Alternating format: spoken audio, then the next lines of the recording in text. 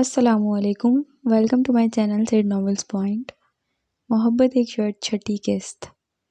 آغا جان، میں آ گیا ہوں آپ سے ملنے۔ آپ مجھ سے ملنا چاہتے تھے نا؟ پلیز آغا جان آنکھیں کھولیں۔ میں آپ کا سکندر، آپ کا بیٹا۔ خدا کے لیے مجھے دیکھیں، میری آواز سنیں۔ وہ ان کی بے جان وجود سے لپٹا رو رہا تھا، انہیں پکار رہا تھا۔ سکندر حوصلہ کرو، موت تو ایک دن سب کو ہی آنی ہے۔ سردار خورشید خان نے آگے بڑھ کر اسے پیچھے ہٹانا چاہا تھا۔ وہ میرا انتظار کرتے چلے گئے، وہ مجھ سے ملے بغیر چلے گئے۔ میں اپنے بابا سے مل بھی نہ سکا، ان سے کچھ کہہ بھی نہ سکا۔ وہ روتے ہوئے پاگل ہو رہا تھا۔ سکندر پیچھے ہٹو، گھر بھی جانا ہے۔ چچا جان بھی آگے بڑھ آئے، مگر وہ ان کے قریب سے اٹھنے کے لیے تیار نہیں تھا۔ بڑی مشکل سے 2-3 لوگوں نے اسے پیچھے کھینچا اور ڈیڈ باڈی ایمبولینس تک پہنچائی تھی۔ اب ان لوگوں کو حویلی جانا تھا۔ کچھ لوگ سردار خورشید خان کے بیٹے گلباز خان کے پاس ٹھہر گئے تھے، اسے بھی گولیاں لگی تھیں۔ وہ ICU میں تھا، اس کی حالت بھی خاصی تشویشناک تھی۔ اشال پچھلے 5 دنوں سے تشویش کا شکار تھی۔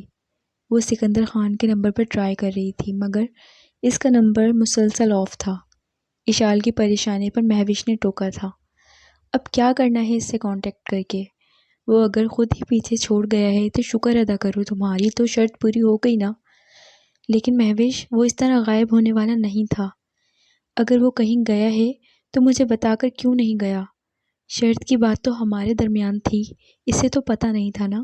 اشال جھنجھلائی۔ وہ مہوش وغیرہ کو اپنے اندر کا حال نہیں بتا سکتی تھی، اس سے کیسے کہہ دیتی کہ اسے سکندر خان کے لیے فکر ہو رہی ہے۔ پھر ایک دن وہ گاڑی لے کر اس کے گھر چلی آئی، لیکن گیٹ پر تالا دیکھ کر اس کے ہوش اڑ گئے۔ آخر سکندر کہاں چلا گیا ہے؟ وہ اسٹیئرنگ پر ہاتھ مار کر سوچنے لگی، مگر کچھ سمجھ میں نہیں آ رہا تھا۔ آفس گئی تو پتہ چلا کہ وہ لوگ بھی لا علم ہیں۔ وہ اتنے دنوں سے بغیر بتائے غائب تھا۔ وہ ایسا لاپرواہ انسان تو نہیں ہے؟ کہاں پھنس گیا ہے آخر؟ وہ سوچ سوچ کے پاگل ہو رہی تھی۔ نواب خان آفریدی کا قتل تم نے کیا ہے اور خون بہا بھی تم ہی دو گے۔ مجھے اپنے کسی بھی کام میں شامل مت سمجھو، تمہارے لیے کچھ نہیں کر سکتا۔ حشمت علی خان غصے اور لا تعلقی کا مظاہرہ کرتے ہوئے بلند آواز سے بولے تھے۔ راغب علی پریشان حال کھڑے تھے۔ فارینہ کی منگنی ہو چکی ہے اور زرمینہ تو ابھی 5 سال کی ہے، میں کیسے اسے خون بہا میں دے دوں؟ راغب علی بے بسی کے انتہا پر تھے، کیونکہ بات ان کی اپنی بیٹی پر آ رہی تھی، لیکن دوسری طرف حشمت علی خان تھے، وہ بھی بات کا مفہوم سمجھ کر تڑپ اٹھے تھے، کیونکہ بات ان کی بیٹی پر بھی آ رہی تھی۔ خبردار راغب علی، زبان کھینچ لوں گا اگر تم نے میری بیٹی کا نام کسی غلط فیصلے میں لیا۔ وہ بھڑک اٹھے تھے۔ لیکن بابا اس طرح تو، چاہے کچھ بھی ہوتا رہے مجھے کوئی پرواہ نہیں ہے، تمہاری بیٹی خون بہا میں جائے یا پھر بدلے میں تمہیں قتل کر دیا جائے میری بلا سے۔ میری اشال پر بری نظر مت ڈالنا، ورنہ مجھ سے برا کوئی نہیں ہوگا۔ حشمت علی خان کسی طور پر ماننے کے تیار نہیں تھے۔ 2 باپ مقابل ڈٹے ہوئے تھے، حالانکہ ان کا رشتہ باپ اور بیٹی کا تھا، لیکن اس وقت وہ صرف اپنی بیٹی کے باپ تھے۔ راغب علی خان کی بیٹی حشمت علی خان کی کیا لگتی ہے، وہ یہ رشتہ نظر انداز کر چکے تھے، اور حشمت علی خان کی بیٹی راغب علی خان کی کیا لگتی ہے، وہ بھی اس رشتے کو بھول بیٹھے تھے۔ ان کو پوتی کا احساس نہیں تھا اور اس کو بہن کی فکر نہیں تھی، دونوں طرف اپنی اولاد کی فکر تھی۔ آپ نے اسے بیاہنا بھی تو ہے۔ زہرا نے مداخلت کی۔ تم چپ رہو خاتون، یہ میری بیٹی کا معاملہ ہے، تمہاری بیٹی کا نہیں۔ وہ بپھر گئے تھے۔ میری بیٹی میرے لیے کیا ہے یہ میں جانتا ہوں، تم سب کے لیے وہ تو ایک عام سی لڑکی ہے، جس کا وجود بھی تم کو حویلی میں گوارا نہیں ہوتا، جس کے سلام کا جواب دینا بھی تم توہین سمجھتی ہو۔ حشمت علی سارے حساب بے باک کر رہے تھے۔ وہاں موجود تمام افراد چپ ہو گئے، ان کے سامنے کسی کی بھی دال نہیں گل رہی تھی۔ حشمت علی خان اشال کی طرف سے اتنے پریشان اور غیر مطمئن ہو گئے تھے کہ انہوں نے اسے گاڑی بھیج کر اپنے پاس حویلی بلا لیا تھا۔ وہ خود اتنے دنوں سے پریشان تھی، اوپر سے بابا کی طبیعت کی خرابی کا سن کر وہ رہ نہ سکی اور فوراً ہی گاؤں آ گئی۔ پہلی بار اسے حویلی میں سبھی پریشان اور متفکر سے نظر آئے تھے۔ ورنہ وہ جب بھی یہاں آتی سب کے چہروں پر نفرت، حقارت، بیگانگی اور غصے کے سوا کچھ نظر نہیں آتا تھا۔ خیریت بابا؟ کیا بات ہے، سبھی پریشان لگتے ہیں، سب ٹھیک تو ہے نا؟ وہ ان کے کمرے میں ان کے پاس بیڈ پر بیٹھی ان کے کندھے پر سر رکھے ہوئے تھی۔ ہاں سب ٹھیک ہے، بس راغب کا کچھ لوگوں کے ساتھ جھگڑا چل رہا ہے، وہ آج کل اس میں الجھا ہوا ہے، انہوں نے سرسری سا بتایا۔ اوہ اچھا، میں سمجھی پتہ نہیں کیا ہو گیا ہے سب کو۔ ایشان نے بھی اس بات کو کافی سرسری لیا تھا، لیکن جب عشاء کی نماز کے بعد وہ بابا کے کمرے سے نکل کر اپنے کمرے کی طرف جا رہی تھی تو زہرا کے کمرے کے سامنے سے قدم ٹھٹک گئے تھے، کیونکہ اندر سے آنے والی فارینہ کی آواز نے اس کے قدم جکڑ لیے تھے۔ وہ کبھی نہیں مانے گی، جب ہمارے سگے باپ کو بیٹے اور پوتی کی فکر نہیں ہے تو وہ بھلا کیسے مان سکتی ہے؟ وہ تو ہے ہی سوتیلی۔ فارینہ کا لہجہ طنز اور حقارت لیے ہوئے تھا۔ اشار پریشان ہو گئی کہ آخر بات کیا ہے جس میں میرے ماننے کی بحث چھڑی ہوئی ہے۔ وہ دروازے کے تھوڑا اور قریب آ گئی، حالانکہ دوسروں کی باتیں سننا ایک غیر اخلاقی حرکت تھی، لیکن اپنے ذکر پہ وہ یہ غیر اخلاقی حرکت کرنے پر بھی مجبور ہو گئی۔ لیکن مجھے ایک بار اس سے بات تو کرنی چاہیے، ہو سکتا ہے اسے کچھ احساس ہو جائے۔ اگر وہ نہ مانی تو پھر یا تو فارینہ کو خون بہا میں جانا پڑے گا یا پھر مجھے اپنا آپ پیش کرنا ہوگا۔ یہ آواز راغب علی خان کی تھی، جسے سن کر اشال کے قدموں تلے سے زمین سرک گئی۔ خون بہا؟ وہ زیر لب دہرا کے رہ گئی۔ لیکن مجھے پتہ ہے وہ اگر مان بھی گئی تو تمہارے بابا نہیں مانیں گے، وہ تم لوگوں کو اتنا نہیں چاہتے جتنا اس منحوس کو چاہتے ہیں، وہ ہمیشہ اسے سینے سے لگا کر ہی رکھیں گے، آخر ان کی محبوبہ کی اولاد ہے وہ۔ یہ زہر خند لہجہ آور آواز زہرا خاتون کی تھی۔ اشال کو اپنے آپ کھڑے کھڑے سب کے لیے عذاب لگنے لگا۔ وہ دبے پاؤں وہاں سے ہٹ گئی، لیکن اپنے کمرے میں آ کر اس کے آنسوؤں کو رستہ مل گیا تھا۔ تمام رات اس نے آنکھوں میں گزار دی اور صبح ہوتے ہی اس نے اپنی سہیلیوں کو میسج لکھ کر سینڈ کرنا شروع کر دیے، اور ایک میسج اس نے سکندر خان کے نمبر پہ بھی سینڈ کیا تھا اور ساتھ ہی موبائل آف کر دیا۔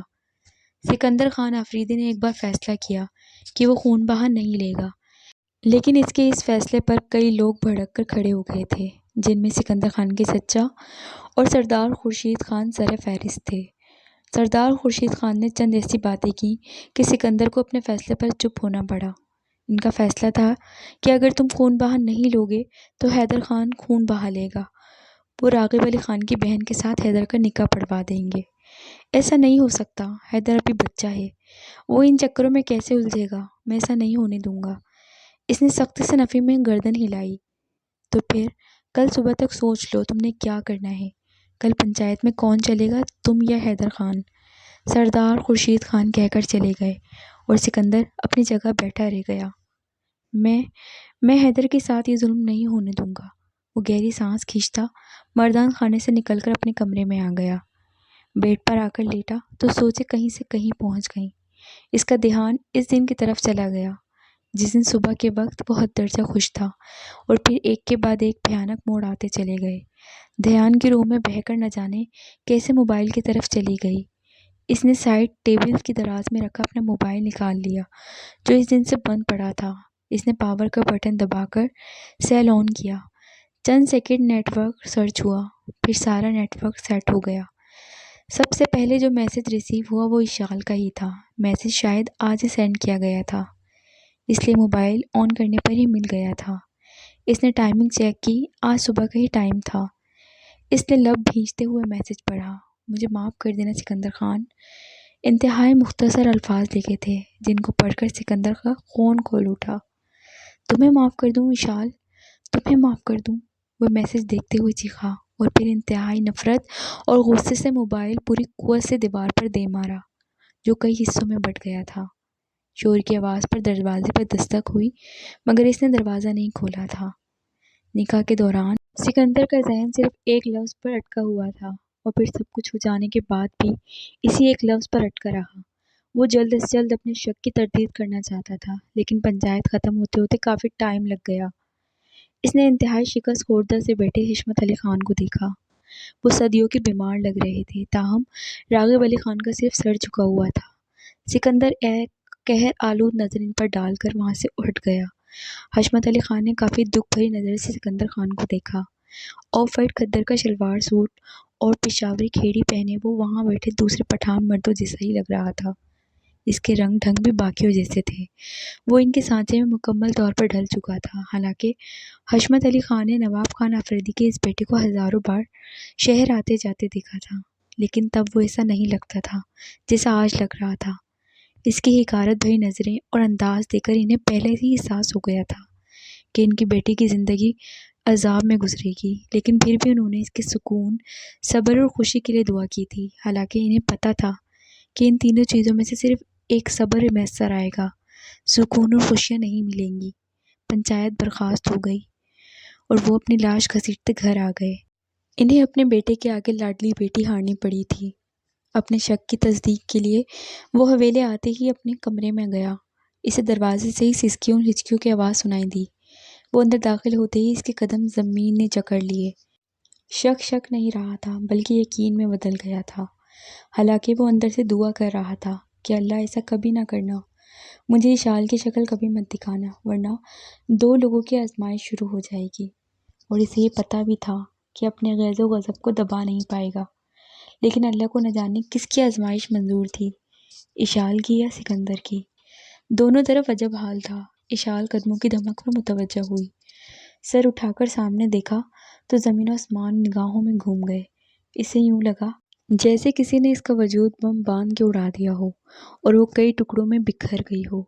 اس کی قوت گویائی سلب ہو چکی تھی، ہونٹ کپ کپا رہے تھے، لفظوں کا ربط ٹوٹ چکا تھا۔ سکندر، بڑی مشکل سے زبان ہلی تھی۔ سکندر بھاری قدم اٹھاتا اس کے قریب، اس کے سامنے آ کھڑا ہوا۔ اس کی آنکھیں جیسے لہو ٹپکا رہی تھیں۔ اشال صوفے کے قریب زمین پر بیٹھی ہوئی تھی۔ اس کے چہرے پر موجود سرخ انگلیوں کے نشان بتا رہے تھے کہ حویلی آتے ہی اس پر کسی نے اپنا غبار نکالا ہے۔ جبھی وہ اس طرح بیٹھی گھٹ گھٹ کے رو رہی تھی، لیکن اب اس میں اتنی سکت نہیں تھی کہ وہ سکندر خان کا غصہ دیکھتی۔ وہ خوف یا پھر صدمے کی تاب نہ لا سکی اور فرش پر لڑک گئی۔ سکندر نے قدم وہیں سے واپس موڑ لیے تھے۔ اس کی مٹھیاں اور لب بھیجے ہوئے تھے۔ اسے 2 دن ہو چکے تھے حویلی میں آئے ہوئے، اور ملازمہ کی زبانی پتہ چلا کہ وہ 2 دن سے بخار میں پھنک رہی تھی، لیکن باقی سب کی طرح یہ اطلاع سکندر کے بھی کانوں کے اوپر سے گزر گئی۔ 2 دن سے اپنے کمرے میں نہیں گیا تھا۔ اس کا ڈیرا مستقل مردان خانے میں لگا ہوا تھا۔ وہ 2 دن سے سویا بھی نہیں تھا۔ جبھی اماں جان کو تشویش ہوئی تھی، تم اگر 2 دن سے اس لڑکی کی وجہ سے کمرے میں نہیں جا رہے تو میں اس کا بھی بندوبست کر دیتی ہوں، اس کا بوریا بستر اوپر اسٹور روم میں پھینک آتی ہوں۔ انہوں نے بیٹے کے کندھے پر ہاتھ رکھا۔ نہیں اماں جان، نہیں، اس لڑکی کو میرے کمرے میں ہی رہنے دیں۔ بڑے حساب نکلتے ہیں اس کی طرف۔ میرے سامنے رہے گی تو میرا زخم تازہ رہے گا، اور اگر میرا زخم تازہ رہا تو وہ درد وہ بھی سہے گی۔ اس نے ہاتھ اٹھا کر ماں کو روک دیا۔